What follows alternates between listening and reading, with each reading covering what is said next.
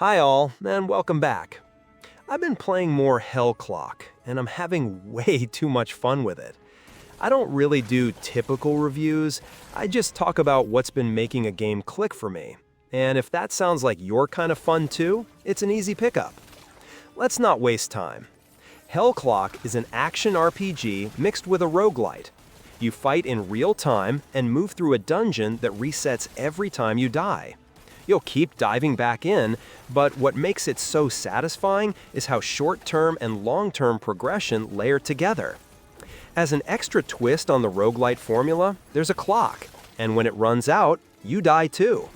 During each run, you pick up blessings and trinkets that boost your power, but when you die, you keep relics, talents, and gear that permanently make you stronger.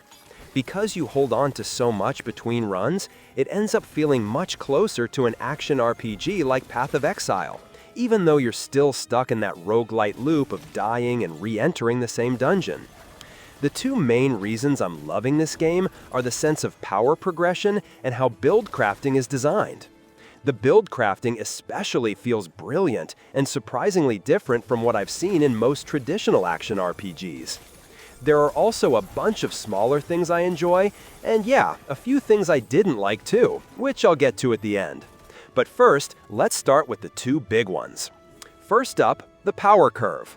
Hell Clock manages to squeeze the whole action RPG power fantasy into 15-minute roguelite runs, and it feels great.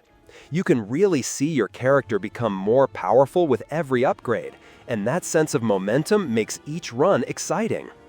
Now, that by itself could get repetitive, but you eventually hit a wall, and that's where the meta progression comes in. It doesn't just make you stronger between runs, it also unlocks a ton of build variety. For example, some skills have a chance to spawn a grenade on hit, so suddenly a single target spell becomes great for AoE. And if you combo that with a slow bubble that adds 20% bonus damage, you start creating synergies that can seriously ramp up your power. That boss that gave you trouble a few hours ago, suddenly it goes down in seconds. And it feels earned, because the grind, the build crafting, and even just learning the boss's moves all come together to make that win satisfying. But since there's always something new waiting, it never feels like you've outgrown the game, which keeps giving you a reason to go back in. It also works the other way around. If you make bad choices in your build, the run can get noticeably harder. And honestly, that's a good thing, because if that didn't matter, then what's the point? Now, let's talk about the second big reason, how the build crafting is designed. In action RPGs like Diablo or Path of Exile, I usually plan everything ahead of time. I decide early on what kind of character I want, which talents I'll take, and what gear I'm aiming for. But in Hell Clock, that's not really how it works because of the roguelite design. Instead of build planning, you're constantly adapting to the challenges in front of you.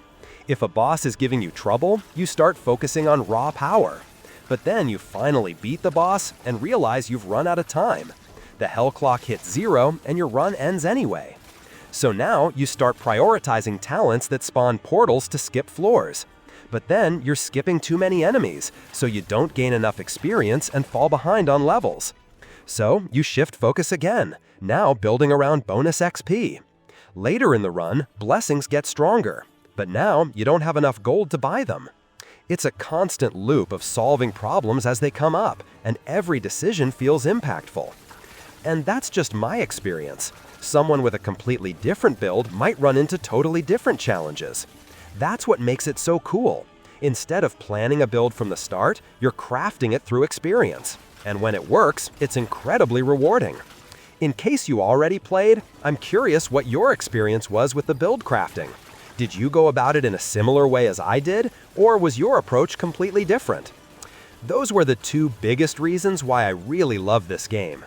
I went over them first because I don't want to waste your time with filler, but I'd still really like it if you stuck around for the smaller things I enjoyed, and the things I didn't like. And of course, please consider liking and subscribing. Now for the smaller things. The setting, a dark fantasy twist on Brazil's War of the Canudos in the late 1800s, is really cool. The music especially stands out. There are moments where it swells dramatically, and you really feel like a lonely hero pushing through impossible odds. It also looks great. I like the visual style, though it definitely looks a lot better in 4K. And most importantly, it just plays smooth. Your movement and abilities feel impactful, which really adds to the overall quality. Now, lastly, but definitely not unimportantly, let's talk about the things I didn't like. The talent tree is pretty messy. You have to study it longer than I'd like just to figure out where you are and which direction to take. A lot of systems also aren't explained well. For example, it took me many hours of play to figure out how the conviction system actually works. Only to find out it's just a shield that you charge and it automatically loses power when you don't charge it. So yeah, kind of important and simple, but they never clearly explain it. Or maybe I'm just dumb and missed it, of course. But still, the fact that it was unclear to me was a bit annoying. Same with the trinket system. For a long time I didn't really get it, until I realized it just upgrades automatically. When you pick up a better one, your stats improve, and the old or weaker ones get sold. So, it's simple once you know, but not very clear at first. And finally, I do think the power progression could use some tweaking. Like I said earlier, the system is super cool and mostly works well, but the jumps between feeling overpowered and suddenly weak again happen a bit too often.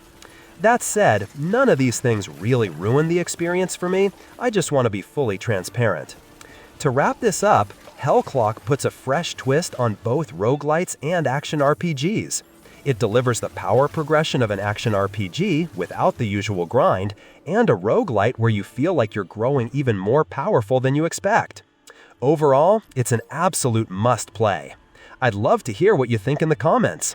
That's it for my video on Hellclock. If you enjoy videos like this, please consider liking and subscribing. Thanks so much for watching, and I hope to see you in the next one.